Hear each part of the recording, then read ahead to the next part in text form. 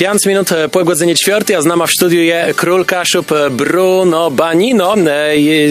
Mnie są wiadomo, że ja wiem, skąd on tak prawie się nazywa. Bruno Banino to jak te perfumy, a ja z nich nie korzystam, bo ja takie jak pewno możesz wiedzieć, ja bardziej używam Dolce Cabanos, taci letko wandzony. No ale dobrze, przyszedł już czas w takim razie, skoro jesteś obwołany albo samozwańczym królem Kaszub, na twoje orędzie. Na początek może trochę zbyt oficjalnie chciałbym powitać Was kaszubskim witamy. Z tej strony kaszubski adapter Bruno Banino, autor książki Eksplozje Króla Kaszub, dostępnej m.in. w Empiku.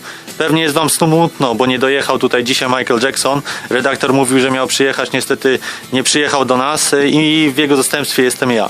Grzecznie byłoby w tym miejscu nie uprzedzić Was, że ostatnio tak poważny wywiad wygłosiłem na egzaminie wieńczącym moją 4-letnią naukę na Akademii Tipsa, którą wspominam w samych superlatywach.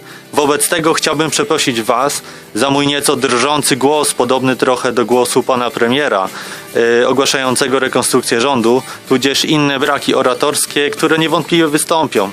Nie byłbym sobą, a ponieważ, jak słyszycie, jestem dobrze wychowanym człowiekiem, gdybym nie podziękował za zaproszenie redaktorowi Adamowi, nadziei polskiej sceny radiowej i kabaretowej, który nie boi się rzeźników z Wejherowa Śmiechowa i menadżerów sumiejskich korporacji. Oni pewnie woleliby mnie widzieć sprzedającego 2 brakujące pierwiastki z tablicy Mendelejewa pod Lęborską Biedronką, niż tu w magicznym Radiu Kaszebę.